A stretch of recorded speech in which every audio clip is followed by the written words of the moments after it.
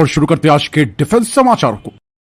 दोस्तों, भारत ने हाल ही में अपनी नई हाइपरसोनिक मिसाइल का परीक्षण किया है, जिसकी स्पीड मैक 8 बताई गई है और range 1500 kilometre.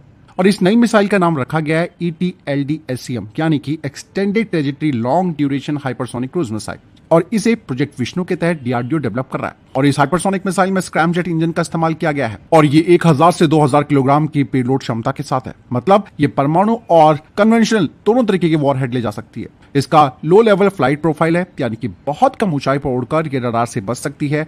Mid flight course बदलने की क्षमता है और इस मिसाइल को दोस्तों जमीन, समुद्र और हवा तीनों से लॉन्च किया जा सकता है। अभी तक रशिया, अमेरिका और चाइना के पास ही इस तरीके के हाइपरसोनिक क्रूज मिसाइलें हैं। अगर यह परीक्षण पूरी तरीके से सफल रहता है तो भारत इस खास क्लब में शामिल हो जाएगा। और ये जो मिसाइल है वो चाइना के इंडो पैसिफिक में जिस तरीके से वो अपना प्रभुत्व बढ़ाने की कोशिश कर रहा है और इवन पाकिस्तान के खिलाफ भारत को एक स्ट्रैटेजिक डिफरेंस दे सकती है। यहाँ पर दोस्तों मैं आपको बताना चाहूंगा कि हाल ही में भारत पाकिस्तान के बीच जो टेंशन हुई थी, उसके बाद इजराइल और ईरान का टकराव देखा गया और तुर्की और पाकिस्तान का गठजोड़ जब सामने आया है तो भारत ने फिर अपना मिसाइल प्रोग्राम तेजी से अपग्रेड करना शुरू कर दिया है।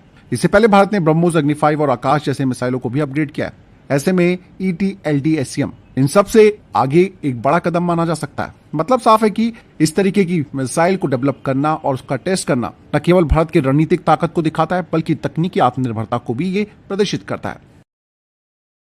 इसके अलावा दोस्तों, पाकिस्तान भी अब अपने वेपन्स को एक्सपोर्ट करने की दिशा में बड़ा काम कर रहा है। यहाँ पर पाकिस्तान ने बांग्लादेश को अपना हैदर मेन बैटल टैंक का ऑफर किया है और ये जो टैंक है वो चीन के VT टैंक पर पाकिस्तान में बना हुआ एक लोकल वेरिएंट है। क्योंकि दोस्तों बांग्लादेश भी अपने टैंक फ्लीट को अपग्रेड कर रहा है। वजह साफ है कि वो इसीलिए पाकिस्तान के साथ अपने संबंधों को मजबूत बना रहा है और इसी चीज का फायदा उठाते हुए पाकिस्तान ने भी बांग्लादेश को ये ऑफर दे दिया। यहाँ पर दोस्तों ये नेक्सस बनता हुआ नजर आ रहा है चाइना, पाकिस्तान और बांग्लादेश का।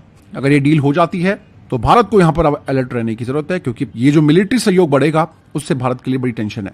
बांग्लादेश पहले से ही चाइना के मिलिट्री उपकरणों का एक बड़ा खरीदार रहा है। वहीं दोस्तों भारत की कानपुर स्थित MKU ने एक एशियाई देश से 2 लाख से ज्यादा एडवांस बुलेट प्रूफ हेलमेट की आपूर्ति का एक बड़ा कॉन्ट्रैक्ट हासिल किया है। MKU भारत की एक प्रमुख डिफेंस कंपनी है जो bullet proof jacket, ballistic helmet और सैनिकों और वाहनों की सुरक्षा के उपकरण बनाती है। इस कंपनी के जो प्रोडक्ट्स हैं वो 100 से ज्यादा देशों की सेनाएं इस्तेमाल कर रही है। और MKU के द्वारा बनाए गए ये जो हेलमेट है वो अत्याधुनिक बैलिस्टिक सुरक्षा, हल्के वजन वाले हैं और कई तरीके के मिशन प्रोफाइल के लिए डिजाइन किए गए हैं, जो कि सैनिकों की न केवल सुरक्षा बढ़ाते हैं बल्कि उनके कंफर्ट को भी बनाए रखते हैं। और ये डील दोस्तों मेक इन इंडिया और डिफेंस एक्सपोर्ट को बढ़ावा देती है। मतलब साफ है कि भारत की घरेलू कंपनियां अब वर्ल्ड लेवल पर कंपटीशन कर पा रही हैं। दोस्तों पाकिस्तान अब बड़ी संख्या में लॉयटरिंग मिनिशन को अपनी फ्लीट में शामिल कर रहा है। हाल ही में एक बड़ी अपडेट सामने आई है पाकिस्तान को लेकर, जिसमें बताया गया है कि पाकिस्तानी एयरफोर्स को अब global industrial and defence solution के द्वारा बनाए गए सर्कस 1 आत्मघाती ड्रोन बड़ी संख्या में मिलने शुरू हो गए हैं। सर्कस 1 जो कि सुसाइड कामिकेजी ड्रोन है, इनकी रेंज 1000 किलोमीटर है और ये अपने साथ 50 किलोग्राम का विस्फोटक ले जा सकते हैं। मतलब साफ है कि ये ड्रोन दुश्मनों के ठिकानों पर जाकर खुद से टकराकर विस्फोट कर सकते हैं, यानी कि 1 वे अटैक मिशन कर सकते हैं। इवन दोस्तों रडार से बचने के लिए ये लो लेवल फ्लाइट प्रोफाइल का इस्तेमाल करते हैं। दुश्मन के कमांड सेंटर, रडार, बंकर और मोबाइल लॉन्चर जैसे हाई वैल्यू टारगेट को ही तबाह कर सकते हैं। और इस तरीके के लॉयटरिंग मिशंस पाकिस्तान को मिलना भारत के लिए एक बड़ी सरदर्दी बन जाएगा। सबसे बड़ी बात तो 1000 किलोमीटर की रेंज दोस्तों ये मायने रखती है। मतलब साफ है कि भारत के अंदर गहराई तक ये हमला कर सकते हैं और 50 किलोग्राम का वॉरहेड भी कम नहीं होता दोस्तों, ये भारी नुकसान पहुंचा सकते हैं। बड़ी संख्या में इन्हें इंडेक्ट करने का मतलब आप समझ रहे हैं, पाकिस्तान इसे युद्ध में बड़े पैमाने पर इस्तेमाल करने की तैयारी कर रहा है। बताया जा रहा है कि ये ड्रोन ईरान के शाहिद 136 और रशिया के द्वारा इस्तेमाल में लाए गए लैंडसेट जैसे ड्रोन से मेल खाता है, लेकिन रेंज और वॉरहेड क्षमता के हिसाब से यह दुनिया के सबसे बड़े और खतरनाक कामिकेजी ड्रोनों में से एक माना जा रहा है।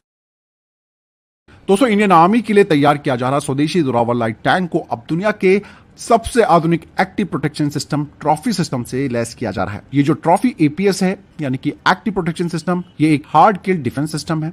इसे इजरायली कंपनी राफेल ने बनाया है। ये टैंक पर आने वाले रॉकेट्स, एंटी टैंक मिसाइल्स और ड्रोन को रडार से पहचान कर हवा में ही नष्ट कर देता है। और इवन दोस्तों इसका 90% से ज्यादा सक्सेस रेट है। इजराइल के मार्को टैंक और अमेरिका के अब्राहम M1E2 पर इसको लगाया जा चुका है। तो ट्रॉफी सिस्टम की जरूरत दोस्तों इसलिए भी पड़ जाती है क्योंकि आज की जंग में अगर आप देखें तो टैंकों पर बड़े ड्रोन हमले हुए हैं। टॉप अटैक मिसाइलें उनको तबाह कर सकती हैं। मतलब साफ है कि स्मार्ट गोले भी अब इस तरीके से आ गए हैं जो कि टैंकों को खत्म कर सकते हैं। ऐसे में ट्रॉफी सिस्टम काम आता है जो इन खतरों से बचाव करता है टैंक की। मतलब साफ है कि इस तरीके के सिस्टम लग जाने से जोरावर टैंक अधिक सुरक्षित, फुर्तीला और इफेक्टिव बन जाएगा। हालांकि दोस्तों DRDO भी यहां पर अपना खुद का एक्टिव प्रोटेक्शन सिस्टम तैयार कर रहा है, लेकिन बात वहीं आ जाती है कि हमारे प्रोग्राम देर से चलते हैं और अभी तक ये तैयार नहीं हो पाया। कहा ही जा रहा है कि 2025 या 26 के अंत तक इसकी टेस्टिंग हो सकती है, इसीलिए तब तक के लिए ट्रॉफी सिस्टम को एक भरोसेमंद और इंटरिम सॉल्यूशन माना जा रहा है। बाकायदा भारतीय सेना अब T-90 टैंकों में भी ट्रॉफी एपीएस लगाने की योजना बना रही है। ऐसे में दोस्तों एपीएस सिस्टम जब इतना इंपॉर्टेंट हो जाता है और इसे हमें अगर खरीदना ही पड़ रहा है यानी कि इंपोर्ट ही करना पड़ रहा है, तो फिर भारत को इसमें प्राइवेट सेक्टर की कंपनियों को इन्वॉल्व करके इस तरीके के सिस्टम को देश में डेवलप करना चाहिए। और सबसे बड़ी बात ये हो जाती है कि जब आपके पास बड़ी संख्या में टैंक्स हैं तो फिर क्यों आप विदेशियों को फायदा दे रहे हैं। वहीं दोस्तों जापान ने भारत को अपने XF91 इंजन की बड़ी पेशकश की है, जो कि AMCA फाइटर जेट के लिए उसने ऑफर किया है। बाकायदा जापान भारत के साथ इस इंजन को को डेवलप करना चाहता है। मतलब साफ है कि लोकल प्रोडक्शन इसका भारत में किया जा सकता है। यहां पर अगर XF91 इंजन की बात की जाए तो इसका ड्राई थ्रस्ट 107 किलोन्यूटन है और आफ्टर बर्नर के साथ इसका थ्रस्ट है 147 किलोन्यूटन, जिसे कि आगे स्केल अप किया जा सकता है। और इस इंजन की लंबाई 4.8 मीटर है, मतलब ये GF414 से थोड़ा लंबा है। इस इंजन की कई खासियतें दोस्तों, इसमें लो बाईपास आफ्टर बर्निंग टर्बोफैन है, 3D थ्रस्ट वेक्टरिंग है, 180 किलोवाट का जनरेटर है और ये जो इंजन है वो निकल कोबाल्ट सुपर अलॉय और सेरेमिक्स मैट्रिक्स कंपोजिट से बना है। इसका हाई पावर स्लिम डिजाइन है जो कि इस इंजन को स्टेल्थ बनाता है। आपको बता दें कि जापान ने GTR यानी कि गैस टरबाइन रिसर्च एस्टेब्लिशमेंट की एक टीम को अपने यहां इनवाइट किया है ताकि वो XF9 इंजन की तकनीकी समीक्षा कर सके और ये रिपोर्ट ये तय करने में मदद करेगी कि इंजन AMCA की जरूरतों को कितना पूरा करता है।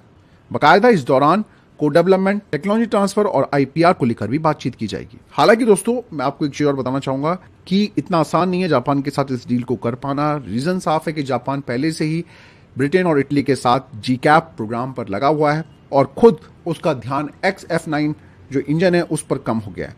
इसलिए भारत को भी यहां पर डाउट हो रहा है और ये भी यहां पर बात सामने आ रही है, अगर XF91 शायद GCAP में एब्जॉर्व हो जाएगा तो भारत को ज्यादा कंट्रोल नहीं मिलेगा इस इंजन का। इसलिए भारत को जो अन्य ऑफर मिले हुए हैं AMCA के इंजन को डेवलप करने के लिए, जैसे कि फ्रांस की साफरान की तरफ से, रॉल्स रॉयस की तरफ से और इवन GE की तरफ से, तो इन तीनों में से किसी एक को कंसीडर भारत को करना चाहिए। यहाँ पर दोस्तों भारत की प्रायोरिटीज भी काफी महत्वपूर्ण हो जाती है। भारत को फुल IPR चाहिए ताकि भविष्य में भारत खुद इंजन को अपग्रेड कर सके। 100% TOT भारत चाहता है। यही नहीं, इसके अलावा एक विश्वसनीय साझेदार को भी देखा जाएगा। लेकिन दोस्तों 2025 के अंत या 2026 की शुरुआत में भारत AMCA मार्क 2 के लिए जिस इंजन को देश में बनाया जाना है उसके लिए पार्टनर को चुन लेगा। भले ही दोस्तों जापान का XF91 इंजन तकनीकी रूप से काफी अच्छा है, इवन भारत की जरूरतों को भी पूरा कर सकता है, लेकिन प्रॉब्लम यह है कि खुद जापान GCAP में फंसा हुआ है, इसीलिए इस पर सवाल उठता है। यहाँ पर दूसरी सबसे बड़ी प्रॉब्लम क्या है कि ये जो इंजन है वो GF414 इंजन से थोड़ा बड़ा है, तो इसके साइज को कम करने की भी जरूरत पड़ेगी। लेट्स सी क्या होता है फाइनली। आपको क्या लगता है कमेंट सेक्शन में लिखकर जरूर देगा। दोस्तों भारत की जो नेक्स्ट जनरेशन की एयर टू एयर मिसाइल है अस्त्र मार्क 3, जिसे कि गांडीव कहा जाता है, ये अब और भी ज्यादा एडवांस और खतरनाक बनने जा रही है। इस मिसाइल में अब गैलियम बेस्ड आईसा सीकर लगाया जा रहा है और इस तकनीकी बदलाव से मिसाइल एंटी जैमिंग, फास्ट और अधिक सटीक बनेगी। मतलब साफ है कि ये नई टेक्नोलॉजी स्टेल्थ फाइटर जेट और इलेक्ट्रॉनिक वॉरफेयर जैसे खतरों में भी अपनी सटीकता बनाए रखेगी। अभी तक दोस्तों इस मिसाइल के ग्राउंड ट्रायल्स पूरे हो चुके हैं। Su-30 MKI पर कैपेटिव ट्रायल्स शुरू हो चुके हैं। 2025 के अंत या 2026 की शुरुआत तक फुल फ्लाइट ट्रायल्स हो सकते हैं। प्रोडक्शन इसका 2030 से 31 के बीच होगा और गांडीव मिसाइल के तैयार हो जाने के बाद दोस्तों भारत चाइना के स्टेल्थ फाइटर जेट, उनके अवाक्स और इवन उनके बॉम्बर्स और टैंकर एयरक्राफ्ट को खत्म कर सकता है। मतलब साफ है कि अस्त्र मार्क 3 यानी कि गांडीव सिर्फ एक लंबी दूरी की मिसाइल नहीं है, बल्कि ये भारत की एयर टू एयर में सिक्योरिटी बनाए रखने की एक बड़ी क्षमता का सिंबल भी है। और नया gallium based I saw Sikar technology इसे सुपर हाई थ्रेट इन्वायरमेंट में भी काफी भरोसेमंद और खतरनाक हथियार बनाएगी।